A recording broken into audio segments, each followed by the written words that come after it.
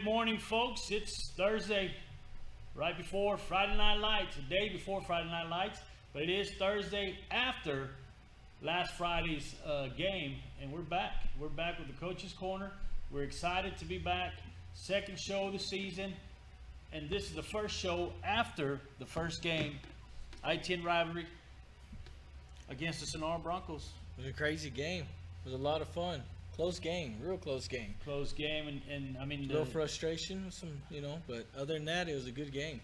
And we got to see our new quarterback in action, and we do have some highlights here from Friday night's game. And before we go into the highlights, we introduce, we got Coach Taylor, Coach Green in the house with us this weekend. And we got some highlights, Coach, and we're going to kind of just show them to our fans if y'all want to talk about the plays or which, y'all going to remember them better than we did. Hopefully.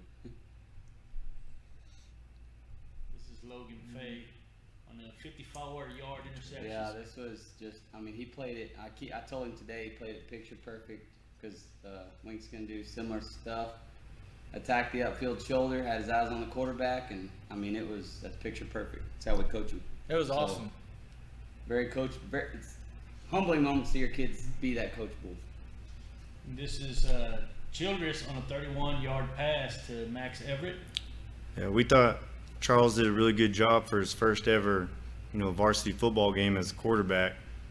This is a good little throw to Max, so great catch, going up and getting it. How about that 95-yard punt return? I love it. But I tell the kids, just catch the ball. We want to get it back in our offense's hands. We do have – everybody's got a job to do once they get back there. And you tell those guys in the back, be athletes. And Lane followed his blockers, returned it perfect, and there you go. Had a lot of guys leading for him. He never got touched on that punt return. No, sir. And then we had a fumble recovery, which our defense was just on point all game long. Yes, sir. That's you see 7 hats around the ball right there, so that's what you want. And it's easy to get a fumble recovery if you have that many hats around the ball. This is a rookie quarterback to a rookie football player in general right here to Hernan. This is his first football game he's ever played in his life. And he does spike it in the end zone. He had no idea you couldn't do that. 'Cause you can do it in the NFL. That's all he knew. Yeah. We still got 6 points out of it. So. Yeah, we weren't too upset with them. Here's another good throw to Lane, just down the middle, run a little post route. Defensively, this next fumble recovery, we had 5 takeaways as a defense, which is ridiculous. And it's ridiculous to lose a game when you have 5 takeaways. We also gave it away 4 times, so it kind of canceled some of them out, but defense did a heck of a job. Kind of towards the end of the game here, just trying to move the ball with what they were giving us. They had everybody back deep, trying to get to midfield where we can try to throw one in if we could.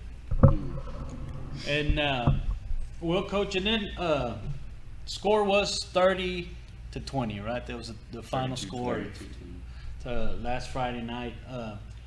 One of the main questions I guess lots of fans were asking is, where in the world did Charles Childress come from as quarterback?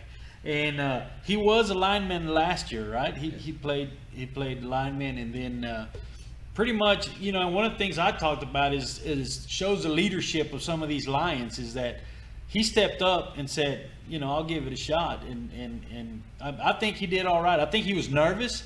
It's your first varsity. This is the first Friday Night Lights, and honestly, I think he was just nervous. He was nervous throughout the game. One thing being the quarterback, and one thing, what grade is he a senior this year? So, it's your last year in high school, and you try out for quarterback. From being a lineman to the responsibilities of a quarterback, it's a big jump.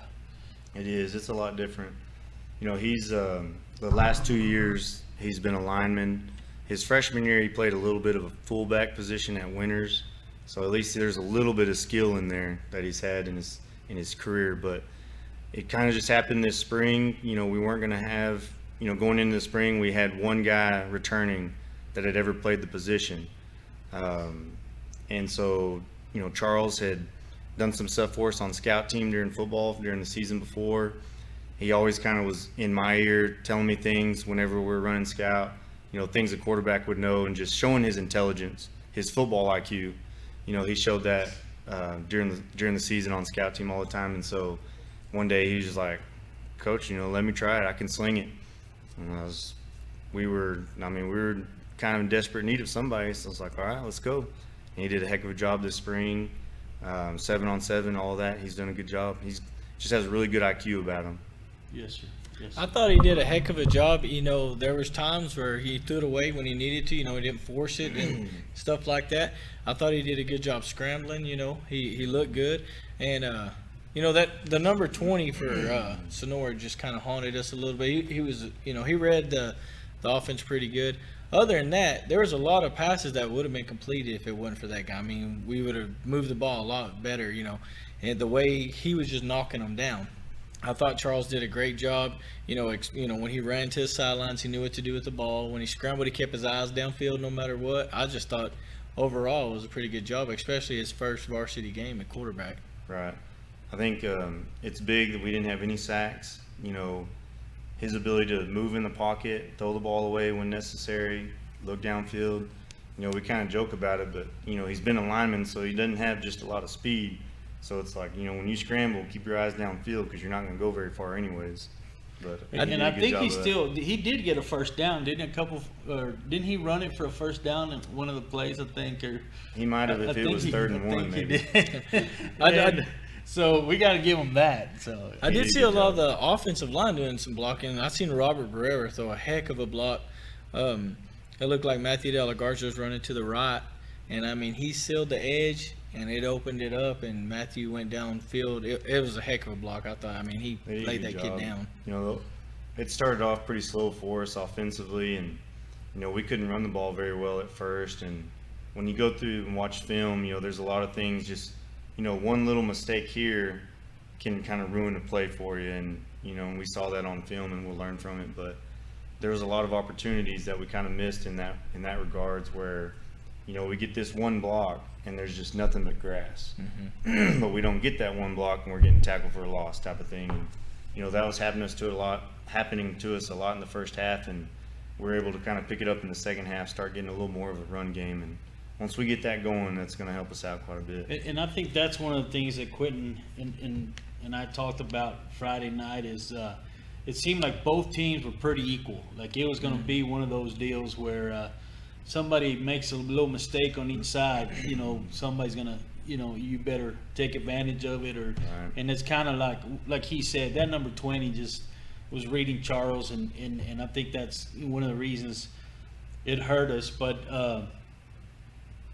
now we got Coach Green here. The defense, man, the defense did a great job Friday night. Appreciate it. We had a lot of tackles for a loss. The linebackers, I thought were lights out. You would see Rigo, just him and Carlos fly through there and get a lot of tackles. And they're fast. Yeah. There's one play where I think it was Rigo. He's chasing the quarterback, and the quarterback tried to hand it, and he had a hold of the quarterback and the running back. So he just tackled them both down.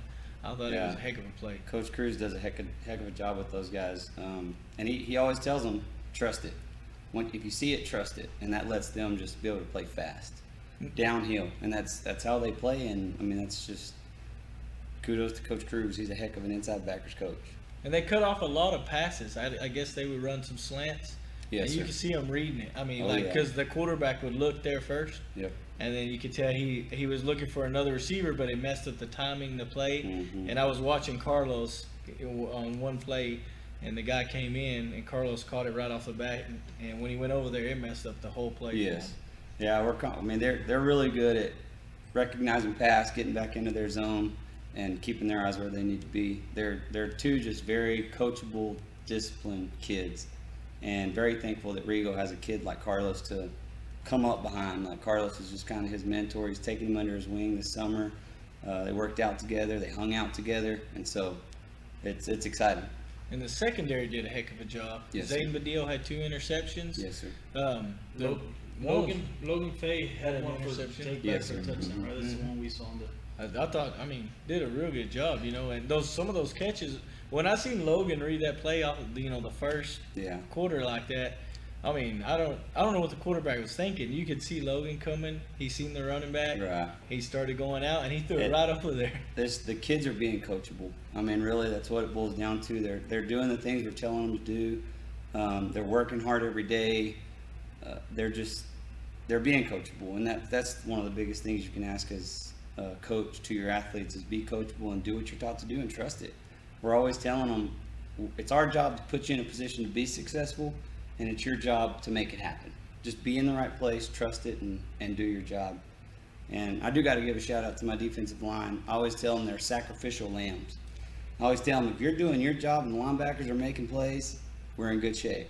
You're not going to have a lot of tackles, but if those linebackers are hitting 15, 20 tackles, you're doing a dang good job. Alton Lara had a In couple there. of tackles, and Yes. the other guy, I can't remember who it was. He was back there also a lot with Alton. Juan Vega. Yes. And they Keanu. were back there quite a bit. Robert was one of those guys. You just yell his name and you see him sprinting in. He's always ready to go, so he came in and played a very good backup role. And he didn't play a lick of defense last year. Oh, No, he really? didn't play any defense last year. So did anybody get any honey, Coach, or did they even bring it out to the field, or was he too shy to bring it out? If The anybody syrup. watched the show last week, you'll know that Coach Knippa chickened out. Okay, he chickened out on the show, and then he chickened out on the syrup. We got him a chain. It was hooked to a chain. It was purple. We had purple stuff on the syrup, and he was too big of a wimp to do it. I And I even hope took he time to watches paint this. Man, we the bad thing is we had a sponsor that was gonna, sponsor the syrup and all Yeah. this good stuff. Oh, man. And I can't believe he We might did it have for us. rushed for 300 yards if he would have brought it out there. Yeah. Yep. Never know. I was We'll know telling now. a lot of people about the Yeah, syrup. we were spreading it around too. All the We kids had were fans excited. that hadn't been to a football game in about 5 years showed up just to see if they would see the syrup. Syrup. come out. Man, So it's disappointing. I hope he gets the courage to do it this week, because like I said, there's going to be some fans that are just showing up for that. And first game of the season, Coach. We just got to shake it off. I mean, I don't know as a coach what I know you took care of the kids' mentality to shake it off and get ready, because we got Wink this weekend, this Friday night, tomorrow night. That's right. We, right after the game, we tell them, it's a bummer. Like, it hurts a lot, losing to your rival, and it's something that you'll probably always remember. As you get older, you'll remember that, unfortunately. But it doesn't have anything to do with making the playoffs, winning district, things like that. We just gotta move on, get better each week, get ready for Wink. It's one of those you can kind of sulk about it over the weekend, but come Monday, you gotta forget it. Yes. Now it's time to get ready for Wink.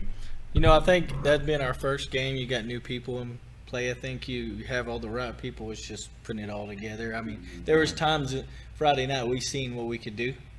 So I think we got an awesome season ahead of us. So we made big plays, some mistakes, but that happens. That stuff happens. But I think we got all the people in the right positions. It looks good. I think this game's gonna be a lot different. We hope did so. we did have a player in the sidelines not suited up. He should be. Is he coming back soon, or what's the? Yeah, he should be good. I don't know if Coach Gibson is going to watch this or not. I don't want to tell him any secrets. He might be good, Coach Gibson. I know he's worried about it. He called me about him. But we should be pretty healthy. Yeah, that'd be good. We got a lot of speed. I mean, on both sides of the ball, got a lot of playmakers. I got a feeling, I'm not going to say who it is, but I think he's going to make a lot of plays this week. We'll just keep that a secret, but that's who my spotlight player will be on Friday.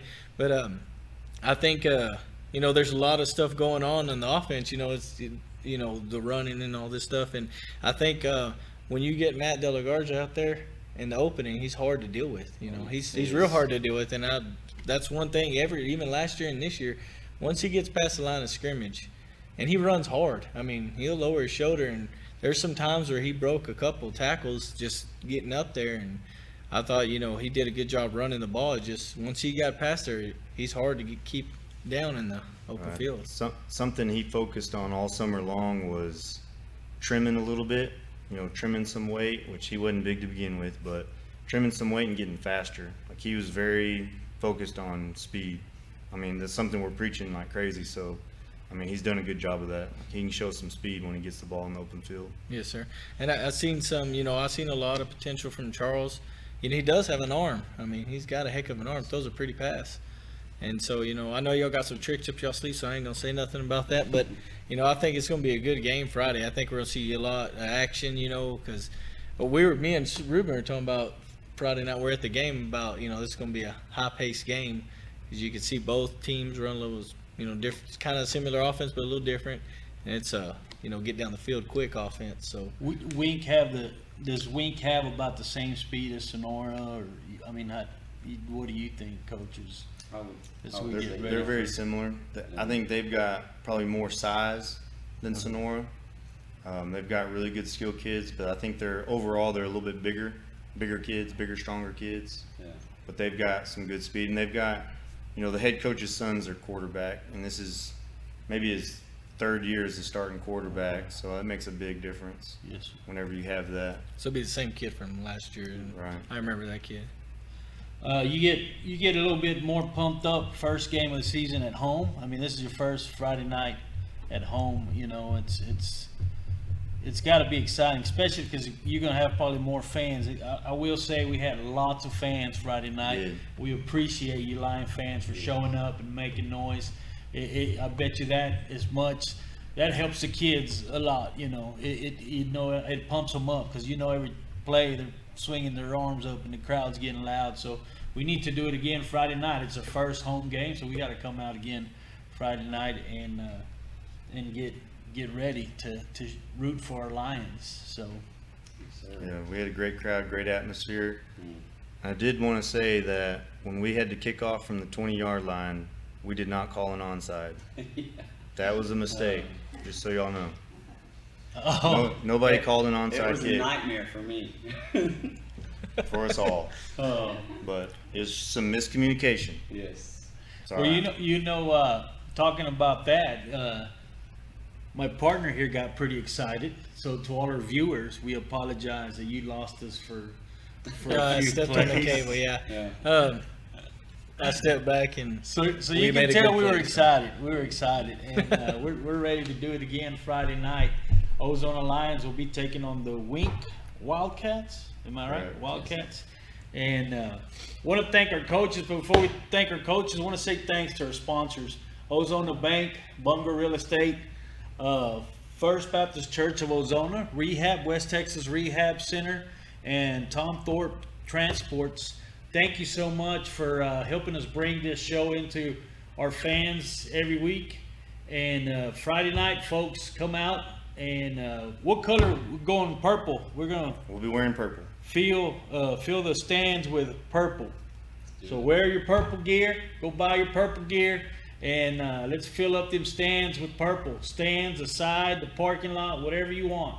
Just make sure you're wearing your purple. You're making lots of noise for our Lions this Friday night. Coaches, y'all got anything else? I don't think so. Good. maybe we'll Pack bring the out the house. syrup. Yes, put the pressure on Coach Knippa to bring the syrup. Coach Knippa, we need the syrup. Please. Somebody find them a girlfriend also. We'll find the syrup. I don't know about all that. But hey, fans, we'll see you Friday night. And thank you once again. Thank you, coaches, for coming out. And see you Friday night.